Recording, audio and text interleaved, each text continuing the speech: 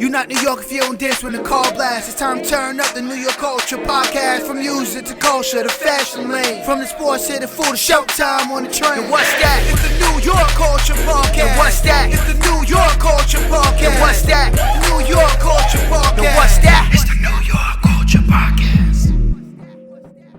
Welcome back to NY Culture Podcast with your girl ANDREA Maria and your boy YALA. What's up? What's up, y'all? What's up, y'all? We back. Finally back. Yeah, we missed a week. You know what I'm saying? Your boy ended up catching COVID for the first time, so I decided to take a week off, just rest and get ready for the next episode. I know a lot of y'all been waiting for us. Y'all missed us, so now we back. Finally back. We're back, but on the wrong day also. You have to address that. Yeah, wrong day. Again, our apologies. But we back though, right? So that's what matters. We got a lot to talk about. Next week we should be back to schedule. Hopefully we don't have any mishaps or anything. Hopefully we can't make no promises at this point. You ever watched like an event or like a wrestling show? It says cars subject to change. Yes. It might. You know what I'm saying? Okay. So how are you after COVID though? I mean, I'm cool. I'm feeling good. I just got like a little cough. I didn't really get like too many symptoms. Like I didn't get no fever. I didn't get no loss of taste.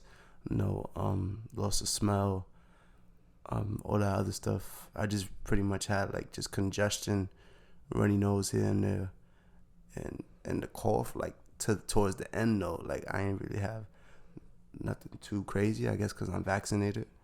But yeah, I got over it. Your boy's back. We back on the podcast. We coming off that Puerto Rican weekend. Oh yeah, it was a dope weekend. Yeah, might as well just start with that. That was we starting off with that. The festival was my first day back outside. The boy had the mask on the whole day, but it's my first day back outside, enjoying the fresh air around some friends and family. You know. Yeah. How did you like the festival? Now, like, did it seem different, the same? It's been 2 years. We had a 2-year gap. I mean, it was different. I feel. It wasn't as like live. Yeah. I feel like it was like when I was younger. Like I live right there on 3rd Ave. As soon as I wake up, you can see outside my window.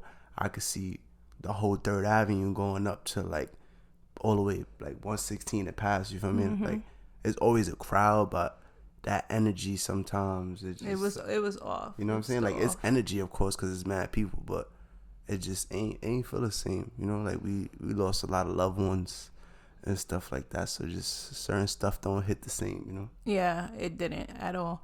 Even like, you know, because you know the world we live in now be having me thinking differently. Because I know this year they try to do, I guess, like crowd control. So like to enter past 113, you had to like walk straight all the way up to 115 to be able to enter.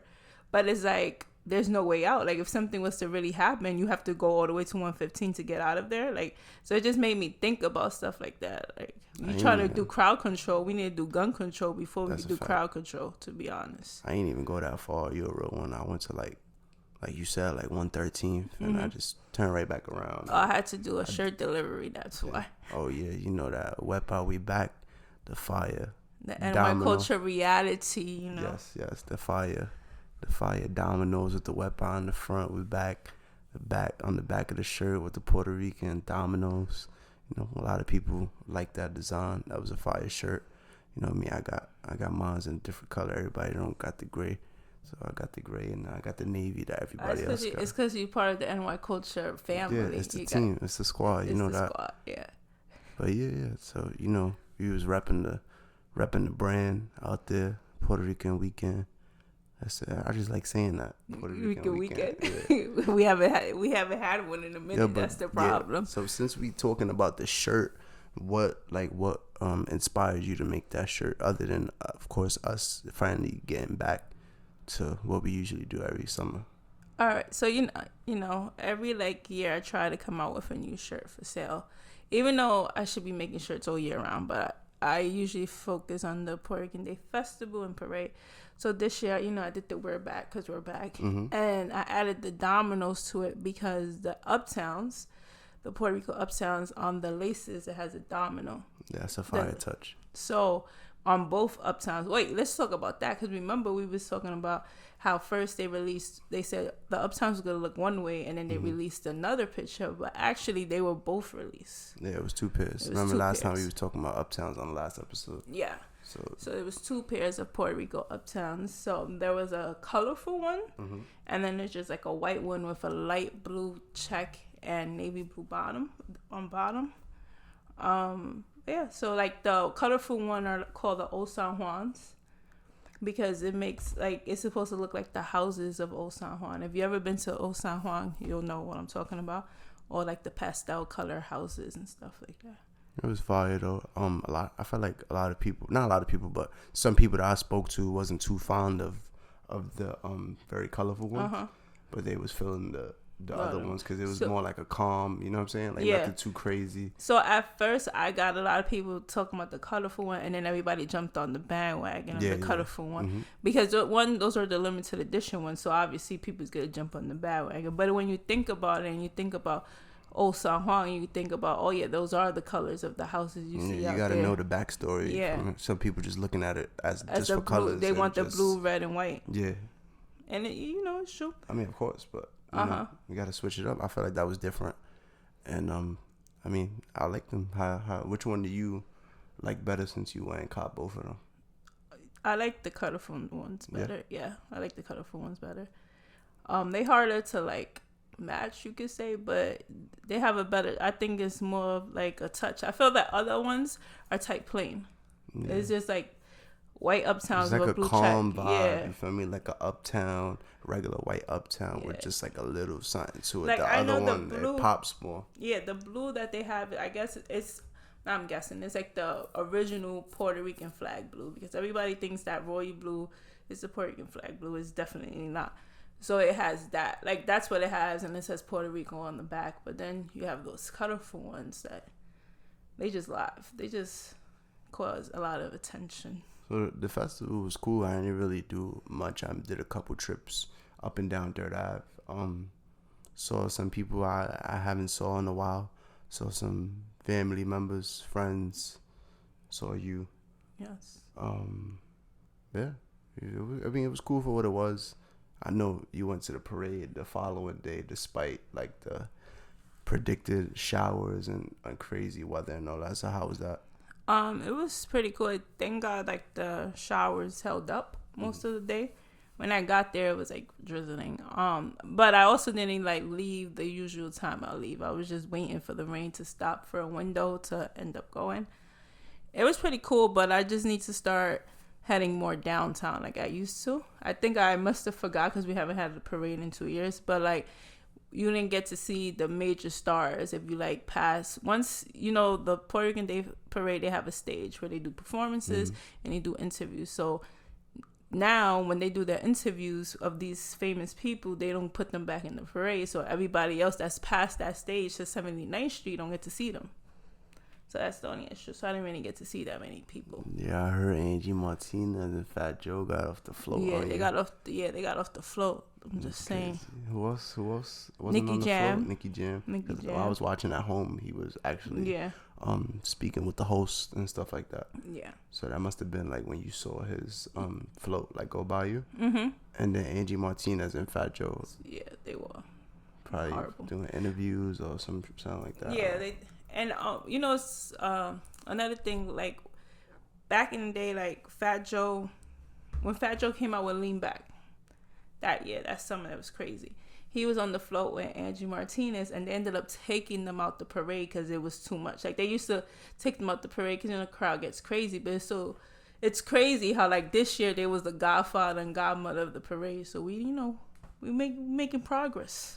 Nah, yeah, it was dope. It was definitely dope to see them out there representing for us. And I mean, we gonna talk about the parade. Let's talk about it. They threw a fake Bad Bunny out there for us. That's crazy. That was bug. So it's so funny. So I'm waiting. I ain't catch on. I ain't even.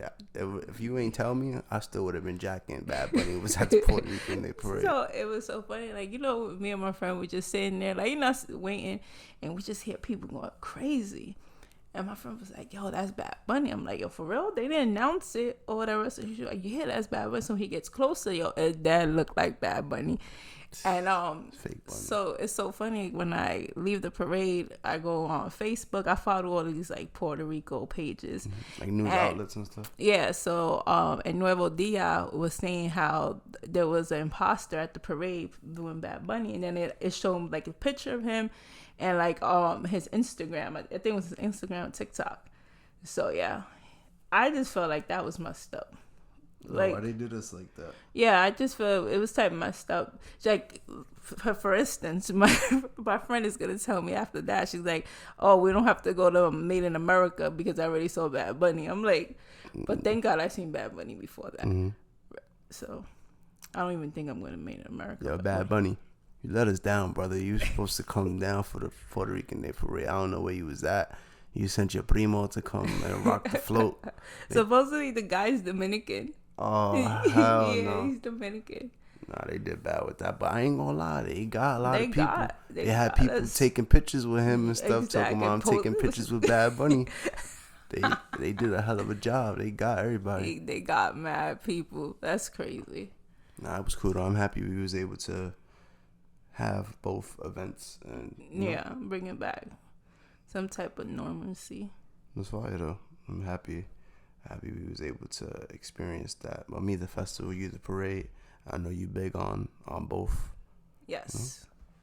Yes, I am. So what else did we do this weekend? Because we did something very special this weekend. Nah, yeah, we, you know what I'm saying? We went to go see the GOAT. You know, you speaking about it. I think it was the last episode you speaking about Jeter. Yes. We speaking about our shared love for Jeter, and we had the pleasure of going to the Tribeca Film Festival all the way downtown. Was that at BMCC? It was at a BMCC theater. Yeah, so we was able to watch the premiere of the first episode of the documentary The Captain about Jeter's life and career. And yeah, I'm not gonna lie, I'm smiling as I'm talking about it right now. Like, it was fire. It was dope. A great experience. It was dope. We got to see it. That comes out July 18th. July 18th, yeah. The first right episode. After the home run derby. Yeah, so I mean, we already watched the first episode. So we really have to wait till like the final and wait to see the second. We got more than a month to wait for the second episode. I'm still gonna watch it though. Yeah. You think anything's gonna be not right? You think anything gonna be different? Like the TV, not right? Same thing? I doubt it. Yeah, I doubt it. But it's great. Everyone should like go and watch it. Yeah, that was just the first episode, and it was fire. And they spoke about like they only did 7 episodes. They could have easily did like 10. 10, yeah. So they have a lot of uncut footage. Jeter joked about it and said when he dies, basically that's the next documentary right there. Next documentary, yeah. Whatever they didn't use for this doc it'll be done in the next doc. Oh, you didn't say Derek Jeter was there. Yeah, of course Derek Jeter was there. Yo, he was really in the same. He was really in the same room as Derek Jeter. That was different. I'm not gonna lie. I'm gonna never forget that. There's also some other notable names there as well, like CeCe Sabathia, Joe Torre, Derek's parents, his wife Hannah, Jose Trevino, the catcher for the New York Yankees. Mm-hmm. Who else is there? Spike Lee. Oh yeah, Spike Lee was there. The director, New York native, Randy Wilkins. Oh yeah. You know what I'm saying? It was, Randy Wilkins is about to get paid. Yeah, we're paid. That's lit though. I'm happy for him. I didn't know much about him until we went to the thing and learned about him. But yeah, it was a hell of an experience. Like I've always heard about the Tribeca Film Festival, but I never thought about one day I'd actually be attending. But it was a really dope experience. Some people got to ask him some questions after. It was at first it was a conversation with Derek, Randy Wilkins, and Marley Rivera. Yeah, Marley Rivera. Yeah, she works on ESPN. Yeah. It was pretty cool because they got to ask Jeter a couple of cool questions and like pick his mind. Jeter doesn't share a lot, so in this documentary, he's actually sharing a lot. That was like an ongoing joke that he didn't really like share a lot, and then he joked at her like, "Oh, maybe you wasn't asking good questions." Yeah, but you already know that's how Jeter treated the media. he was always there, but he just knew how to give answers without saying much. So just you want to like touch on, because we got like some special clips for y'all, but you want to just like briefly, without spoiling anything, just touch on the first episode and how we felt about it and stuff, without like giving too much away, of course. Yes. You want to start, because I'll be the one to give too much about it. I think it was very informative. It was it depicted his upbringing, and you know, because he's biracial. Yes. Mom's African, dad's African American, mom's white. Just the things they had to go through growing up, being biracial, him and his sister, and just his love for the game since day one. Pops used to play baseball. Pops was a shortstop, so just the love he had for the game was just crazy. Since a young age, he had a dream. He stuck to it, and then in the long run, ended up accomplishing it. Yep. But yeah. I felt like it was good because, like I mentioned before, his book, The Life You Imagine. So it's like I know the book from front to back, but it's nice to see like the footage of the things happening. Mm-hmm. Like that's what I really liked about it. It also like showed like his relationship with his grandmother, because she was a huge Yankee fan. So I felt like we both could like, you know, relate to that. That's like, a fact. Like you had that bond with your grandmother, and I had that bond with my aunt. So it's like, I feel like that's very relatable. Well, I used to watch New York Yankee games my whole life growing up. So all I heard was the Yes Network theme and all that. Word. So yeah, that's really relatable. And it was funny in one of the clips when Jeter gets signed, his little sister says, "Grandma's gonna have a heart attack." Yeah. It was like I don't know, I don't even know if that footage has been aired before, of like I don't think so. Getting the call and all that, but I think for those of y'all that's fans, even those of y'all that not big Yankee fans and stuff, I think it'll be great. You know what I'm saying? Yeah. I'm director. Thirsty for the next episode. Oh yeah. Thirsty for episode I felt like 2. It was like a blessing, like, and a curse, because we got to see it before everybody, but now we sitting here waiting like, yo, can't wait to see the next one. Thirsty.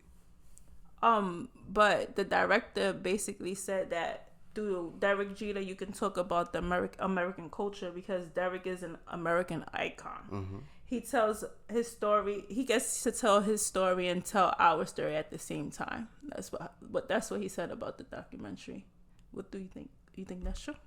No, okay. I agree with everything he said though. Yeah, me too. I'm just trying not to get, because I'm just so excited about it. I don't want to get too much into it. You feel me? Because I know me, you know, I talk too much sometimes, and when I start about something, I just keep going, and I'd rather just try to keep it short and sweet, because we do got some clips we want y'all to hear from the interview. So I don't want to talk too much and like overshadow the dope content that we got for them.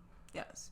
So one of the clips I wanted to share is because in the documentary, Buck Showalter says that his upbringing prepared him for New York. And this was Derek's response when they asked him about it. Well, I don't think anything prepares you to play in New York. New York is a whole other animal. I felt as though I had the perfect demeanor for playing in New York, because I never really got too high or too low. I would say it's just understanding the lessons I learned from my parents, understanding that nothing is free. You know, you're gonna have to work hard to attain any goal that you have, and they instilled that in me, in my brain, over and over and over. And still to this day, I'm no longer playing baseball, but anything I do, you know, work ethic, those are things that you're taught we were taught from a young age from our parents, and it's the same lessons I'm going to teach my girls when they get old enough and want to listen to me. You know, when his girls want to listen to him. You know, he's a father of 3 girls. God bless. I don't know. He's always joking about it now on IG, since he got it's IG. Dope, though. It's dope. He got his 4 girls. He got wifey. He got his 3 daughters. I don't know if you saw you seen the story of him. He's driving, and one of the girls on the back seat asking mad questions. They're like, "Daddy, are we gonna go to Elsa's house?" When he told her to count. And then he was like, when she said that, he was like, He said, "No, Daddy doesn't want to go to Frozen, to Elsa's house from Frozen." And then she's like, "Oh, okay, you can stay in the car and wait for us to come back." It's cute because now we get to see a different side of Jeter. Yeah. I feel like. Yeah, we know the competitor, the ball player, the businessman. You know what I'm saying? Now I feel like now since he's letting us in more, we get to see like the father. You know what I'm saying? Yeah. No, yeah, nothing really like gets you ready for playing in New York. Yeah. But he was not fortunate, but his upbringing was tough. So it's like he already been through so much. So it's now that he's in New York, it's like I feel like he already had tough skin. Yeah, not to ruin it, but like he talks about how people would stare at them because they were a biracial family. So he's used to people just looking at him for no reason. Yeah, so I feel like that. Like I think he hit it on the nail with that. You know, his upbringing really did help him in a way be ready to play in New York. But not everybody's built to play in New York. You know, everybody says that. Yeah. Even the ball players that come and play in New York and they move elsewhere to go play elsewhere. They be like, New York is different. The media, the pressure, the spotlight. Everybody can't handle it. Yeah, New York is a different. Well, he says a different animal. Yeah, it's a different animal. That's what he said. Then there was another thing that I wanted to share is when because we have the core four that everyone loves the core four, but they forget about Bernie. And I don't know how you could forget about Bernie. That's crazy. Exactly. But Derek explained. Yeah, he explained because basically the reporter said like how it's disrespectful that they don't include Bernie into the core four. So it should be the Fab Five. The Fab Five. So the Fab Five is already a thing though. Oh, it is? Yeah. Okay. Who's the Fab Five? Well, it was a thing. I believe, if I'm not mistaken, that was a nickname given to the Michigan basketball players in college. Like, oh, okay. Well, he's from Michigan, so he could steal it. Oh, word. I didn't even peep that. Yeah, the Fab Five was in Michigan. They put a well, me, I'm on the younger side, so I know about it because of the 30 for 30 documentary they dropped in like 2011. It's about the 1990s Michigan Wolverines basketball team. So the notable names on there is Chris Webber, Jalen Rose, Juwan Howard, and then they got Jimmy King and Ray Jackson. So that's the Fab Five from Michigan college basketball. Got it. But that's pretty dope. But I didn't even put that together. That's fire. Oh, with the Michigan? Our Fab Five is way better though. Yeah, our Fab Five is different. Way better, more accomplished. Yes. So let's play Jeter's response to that. I don't think it was being disrespectful. See, now what you have to remember is the core four, that nickname started after we won in 2009, and Bernie wasn't there, right? So let's start with that. It wasn't like he was left out. We all be the first ones to say we wouldn't have gotten an opportunity without Bernie, because as you saw, the boss was known for trading players and getting big free agents, and he didn't have a lot of patience. And Bernie was really the first young player that came through the organization that they gave him an opportunity to succeed. And if Bernie didn't have success, we would have never gotten the opportunity. So we're the first ones to mention how important Bernie was to us. So I'm glad Jeter, spoke his piece about that. And it's true, like, we weren't winning without Bernie all those World Series. Let's be for real. That man is different. Yeah, like, on the bases, too, like, he's an all-round player. Switch hitter, center field, good center fielder. And go whip your eyes and then go play the guitar for you. Exactly. You know what I'm saying? Real one. And Paul O'Neill on the drums. Real one. But so we not trying to give y'all too much. We just want to build hype and anticipation for the first episode of The Captain. And so if you leave it up to me, I'll keep talking about it. Yeah. We could probably do a whole episode on the premiere episode, but as we go in the episode's premiere, we could probably spend like more time on episode by episode, and then but so from there you want to just jump over to your girl J-Lo's documentary that just dropped today as we recording this. Yes, but just remind them July 18th after Home Run Derby, go and watch that. After you watch all them home runs. You know what I'm saying? Just make sure you tune in to my boy. Exactly. Let us know what y'all think. Yeah, word. If y'all ain't got time, record it. It's worth your time. So whenever you got the time, tune in. But today we had Jennifer Lopez's halftime documentary drop on Netflix. So I tried to watch it at 12 midnight, but it wasn't up yet. I said, so no. I still haven't watched it because I had to work and then work again, and now I'm here. But At work again. So after this, I'll be watching it. Yeah. Will you be watching it? Yeah, I'm gonna tune in and see what's up. I saw little things on the Instagram and stuff. I saw a headline. I don't know if you saw. What was the headline? She said that having them co-headline the Super Bowl halftime show was the worst idea in the world. Yeah, I saw that too, but I want to see. They drag it. I want to see it to see what was really said. So apparently, she says we have six effing minutes. We have 30 seconds of a song, and if we take a minute, that's it. We've got 5 left. This is the worst idea in the world to have 2 people do the Super Bowl, she says. But it's true, because when you're in the Super Bowl, that's your time to shine. So you have to cut the time, and you already know they cut that time. It's 2 Spanish chicks. Yeah. Let's be for real. That's what it was. They did their thing, though. They did the best with what they was given. Mm-hmm. And some people still talk crap about it, but I really liked it. It was dope.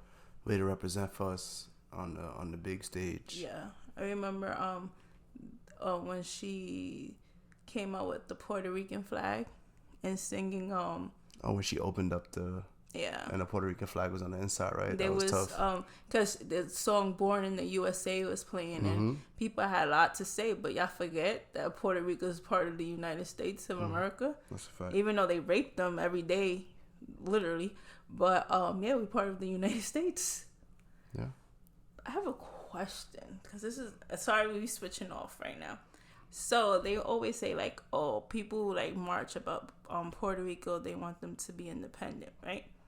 Then it's would Puerto Rico even survive if they become independent? It's a good question. Because I don't think so, to be honest. I'd rather know. Even though before I would be I want them to be independent. But what they're going through now, them being independent, they're already in a hole. It's what's really going to happen? Going to turn into a third world country? I liked about the parade, too. They took the time to use that nationally televised platform to discuss some of the problems that are going on in PR. They still haven't received the money everybody donated. Yeah, I forgot the guy's name, but he was talking about the power outages and all this other stuff that's going on. But it was actually pretty cool to hear, because imagine how many people are just watching that are not in tune with what's going on in Puerto Rico, and they took the time to actually point out a lot of the stuff that's going on over there. So the last time my little cousins came, Kiara and them, she was like, we haven't been on Wi-Fi in a long time because the power is out over there. So it's it's real. That's crazy.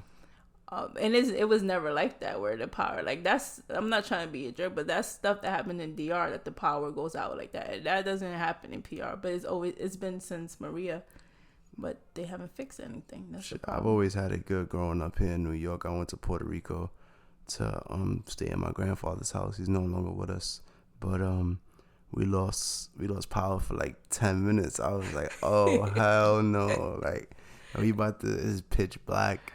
I'm we about to just spend the rest of the night with no power, and then I guess it took time for the backup generators and stuff to go on. Come back on. And then the power came back on. I was celebrating yay. But to imagine the people that go days without power, I don't know how they do it, but it's crazy. It's real. And Puerto Rico needs help, to be honest. They need help still. They just, I don't know. The United States fails them day by day. We love you, Puerto Rico. We do. We definitely do. Anyway, you want to go back to where we at now? And so we did a whole podcast already, and we still got more stuff to talk about. I just posted on Instagram. We back. We recording. We missed a week. We got a lot to talk about, though. So we here. We talking about it. So really quickly, just because it's a one-off topic and it's considered sports, and It's not actually like basketball or nothing like that. It has to do with professional wrestling. And I know you familiar with some of the like older wrestlers from like back in the Attitude Era. That's like the late 90s, early 2000s. So Jeff Hardy, half of the Hardy brothers. Hardy boys. Yeah, so he actually just got arrested for another DUI, and he's had a troubled past with drug addiction and stuff like that before. But currently he's working for the company All Elite Wrestling, AEW, that we spoke about on previous episodes before. So right now, I guess he was just driving, and it's just so crazy today's world. Like, they went and they pulled him over, and now the whole traffic stop, I guess you could say, is on the internet. Like, you could go. I watched it today. Like, I watched them pull him over, get him out of the car. He's like off balance and stuff like that. I guess he was drinking. He was off balance and stuff like that. And you could really see like the whole process of them asking him questions, trying to have him walk in a straight line. I'm like, damn. This is like, I feel like before, back in the days, you was getting booked for something like that. But now it's like, it's open to the world. Like, everybody's seeing this stuff now. There's cameras everywhere. That's right. There's cameras everywhere. So now they said they had like 3 to 5 calls about him swerving on the road, which led to them pulling him over. And yeah, they hit him with a DUI. That's his third DUI in like a number of years. But he's just hopefully he gets the help that he needs. They hit him with 3 charges, including felony DUI and 2 misdemeanors. This is his number what? What? DUI? Like probably 3rd or more. I know. Wow. I had the freaking article pulled up for some reason. I guess I was just scrolling through too much stuff getting ready for the show today, and I just lost it. But AEW actually had to put up a statement about it today. It says we were able to resume contact with Jeff this afternoon. AEW does not condone his alleged behavior. We made it clear to Jeff that we'll assist him in getting treatment for substance abuse issues, which he has indicated that he's open to receiving. In the interim, he's suspended without pay, and he can only return to AEW upon successfully completing treatment and maintaining his sobriety. So, and then they went on to advertise, if you know anybody that needs help, you can reach out to a national hotline. So hopefully he gets the help that he deserves, the help that he needs. It would be nice to see him have like a comeback story, come back from that. He's 44 now. So it's that's great. Yeah, he's asking. Only getting older. Yeah, because I was young when he first came out. And you can only think about just the toll the wrestling business has had on his body as a whole, and everything else they got to endure, like just being without their families for most of the year, for years on years. You're not there for your family as much as you want to be. You going out there beating up your body every night, even though it's scripted, but still beating up your body every night, driving every night from town to town, flying every night. So it's just crazy. That's the crazy life they live. But now, yeah, so they had to change a match this week. It was a triple threat ladder match that involved the Hardys, but they just had to change it to the current tag champs, Jurassic Express, as Jungle Boy and Luchasaurus, and they're facing the Young Bucks. Okay, yeah, you've told me about the Young Bucks. Yeah, but don't know much about them. Know about the Hardy Boys. Yeah, but I mean, while we speaking on wrestling, might as well just touch on this one last thing on wrestling. Your boy Cody Rhodes. I sent you the article and the photos of his pec. Oh yes, that looks bad. Yeah, so he apparently he injured himself while he was training, doing some weightlifting, and he did some weightlifting. I guess the pec tore straight off the bone or something like that, and then they had it billed. He was in the main event of this big pay-per-view called Hell in a Cell. And he was in the actual match, Hell in a Cell, which is like a big cage match with a ceiling on top. And he was going up against Seth Rollins. And instead of canceling, like I told you, you know, sometimes the show says card subject to change. Mm-hmm. Instead of him canceling, he fought through the pain. He slowly took off his jacket, and you could see just the discoloration in his arm. It looks so crazy. Like, there's tons of people around the wrestling world saying that he gets tons of respect for going out there and still putting on a great match with an injury like that. And then, of course, he actually won the match, even though it's predetermined, you feel me? But it's still gutsy to go out there and put on a great performance like that. And then the following day, they like roll him off TV. Like, when people get injured, they'll do like something like they'll beat you up badly on TV just to write you off, like just to get you off TV for a couple months. But in his case, he had surgery, and we won't be seeing him for a while. They said, what, 9 months to heal? Like 8-9 months. That's to heal, though. To heal, yeah. Then you got to get back in shape and do all that other stuff. So we forgot to mention that Damian Priest was at the Puerto Rican Day Parade. Oh yeah, that's right. Putting off for Puerto Rico, like always though. From New York. He should have brought the real Bad Bunny then. Yeah, I saw him. You know what's crazy? That's what made me think it was Bad Bunny too, cause he's mad cool with Damian Priest. So I'm like, all right, Damian Priest is there, Bad Bunny's there too. You know, they good friends. I'm like, I bet we lit, but boy, was I wrong. Nah, he let us get the fake Bad Bunny. Yeah, they got us.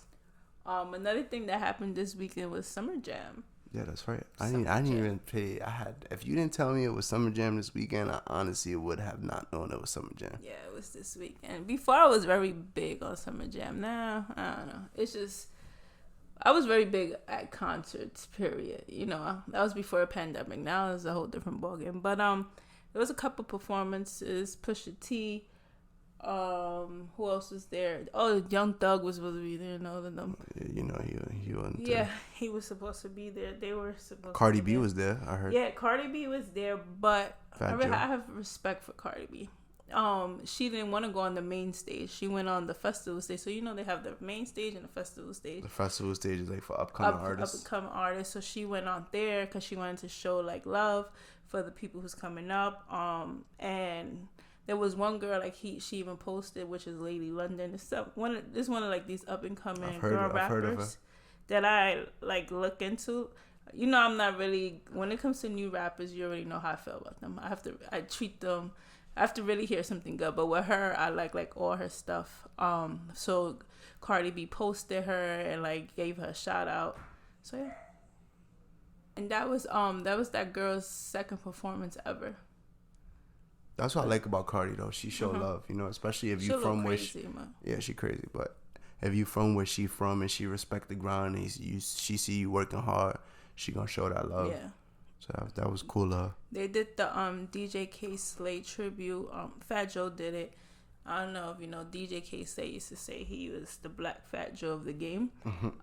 So he was there, but Fat Joe had a crazy day because he was at the parade.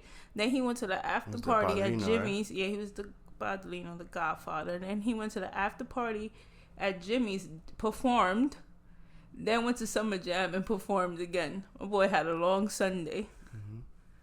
But yeah, that's what I got for Summer Jam. There was a lot of more performances. Yeah, usually I the part Pusha T was there. Yeah, Pusha T was there. I usually just wait for like the performances to be put out on YouTube and stuff like that. So I haven't had the chance. When I was looking up some of it, there wasn't showing like much. And sometimes I don't like watching like whack fan videos. That's like all like not messed up, but like not the good quality like when Hot 97 would put it out, you know. So they had this dope feature that if you pay $9.71, you could watch it. But if you had an Oculus, it looked like you was there virtually. That's dope. That's dope. Yeah, I wish I knew Summer Jam was happening. I probably would have tried to watch. You was watching Derek Jeter. Oh no, yeah. Screw Summer Jam. Now I was watching the GOAT. Usually in the same room as Jeter, so that's always been something though. Like I've always wanted to meet Jeter my whole life, and that was the closest I ever got to meeting Jeter. You know, I know you've been fortunate enough to meet a couple ball players. You know, when you're growing up, but yeah, Jeter always, as you know, Jeter's my favorite player. And I've met, obviously, you just said that, met a couple of players, but my pictures with Jeter always come out messed up. I have two. and they both look horrible. At least you got pictures with Jeter. Why you gotta say it like that? Someday. It's going to happen. Watch. One day? Soon. Yeah. Soon. Facts. Watch. Soon. Speaking on Jeter, you might as well speak on the Yankees. Oh, right? yeah. The current Yankees, the 2022 Yankees. You know what's crazy? They really tried to compare, like, right now, like how we doing. Well, they didn't try to compare the Rivera brought up the fact that some people were comparing some of the numbers to our current run to the 1998 team, was it? Yes, but I did that on the show. Yeah. So it's true though. Yeah. So, I mean, we got one more clip. So we have one more clip. You can listen to it. You got a long way to go to compare it to the 98 team.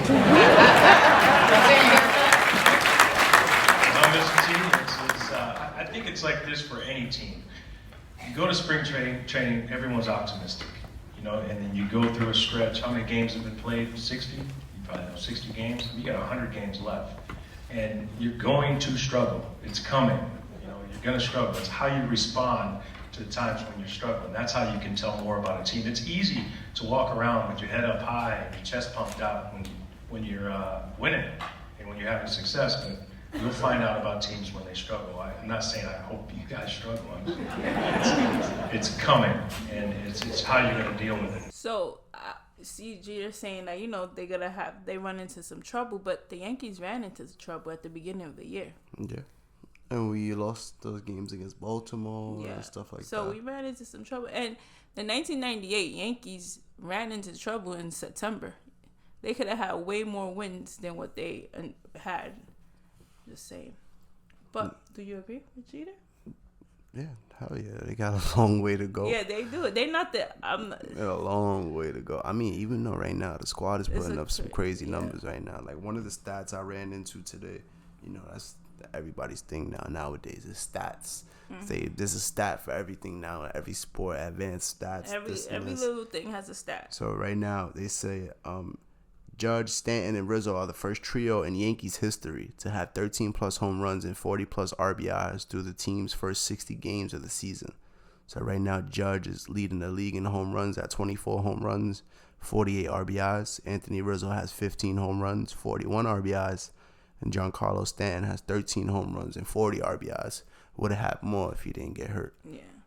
Then they put Matt Carpenter. How many home runs he has now? With us, I think he got like 4. Since he got 4 or 6. I think he has 6. Yeah, it's 4 or 6. Six home runs in the first 10 games as a Yankee. Then you got Trevino. Trevino hit another walk-off. With the walk-offs. Mm-hmm. He got 2 walk-offs. It's kind of magical team. I don't know it's the dynasty, but... We smoked the Chicago Cubs. We did them dirty. We freaking outscored them 28-5 in the series.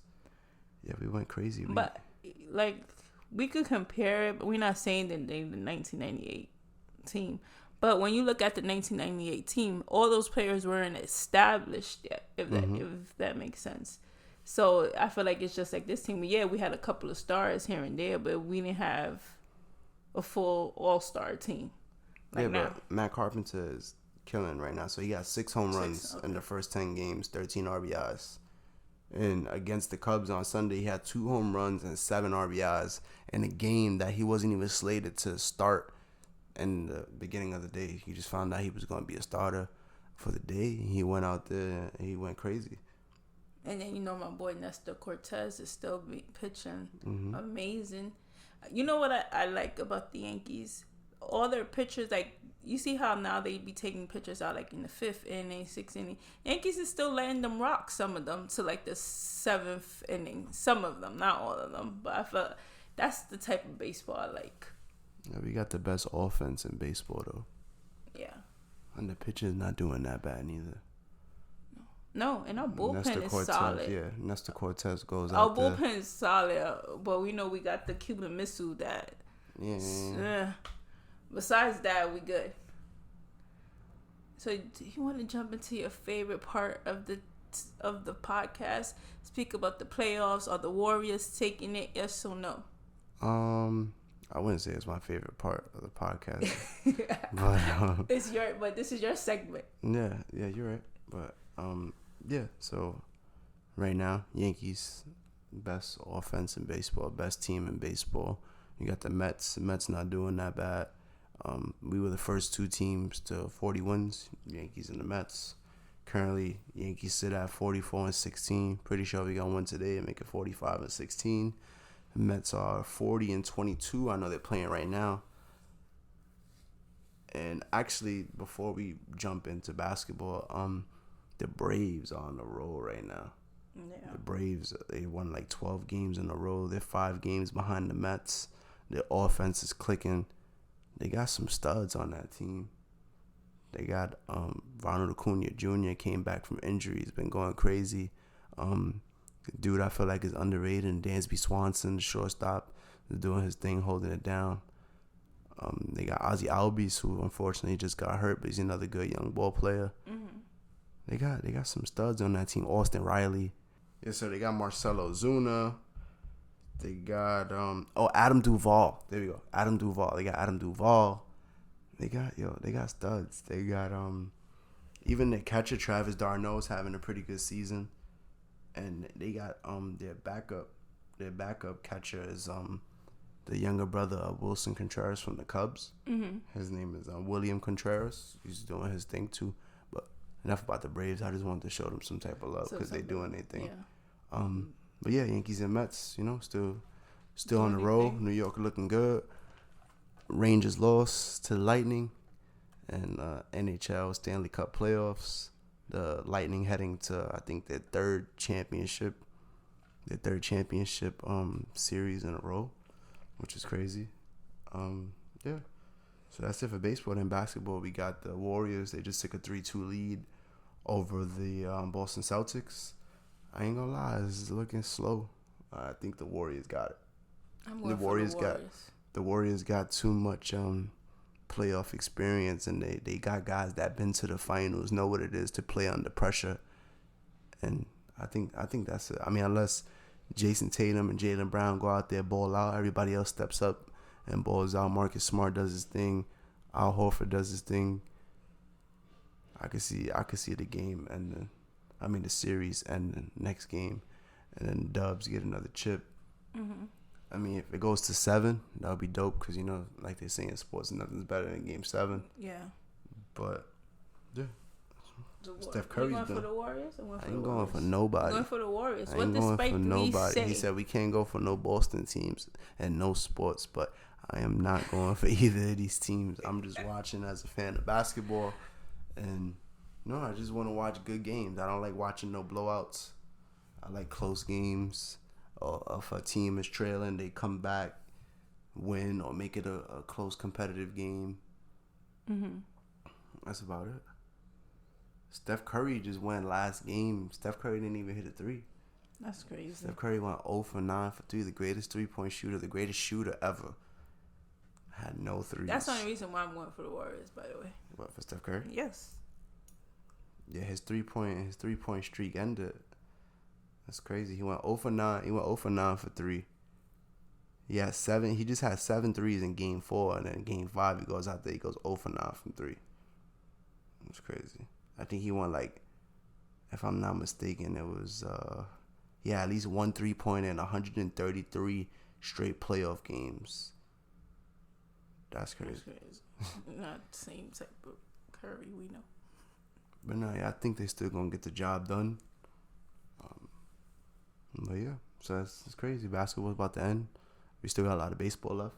All-Star break is coming up soon. Yes. I wonder who's making it to the All-Star team.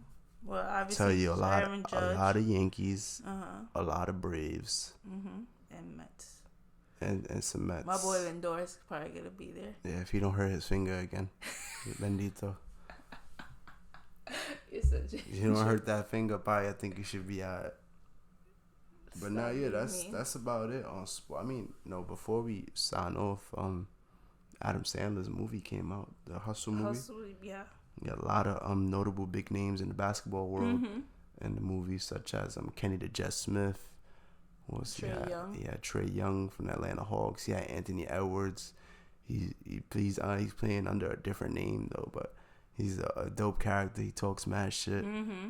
They got who else they got on that? They got so many people. No, I don't know that many. Jordan Clarkson, Aaron Gordon, freaking.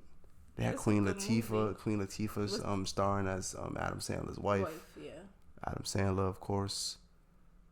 They got mad people. They had a cameo from Mark Jackson. Mad people. The coach wasn't like the coach. What's his name? Thomas something, right? Or I'm bugging. Oh, we got this up. I know. Doc Rivers, the current coach of the 76ers, was in it. Okay.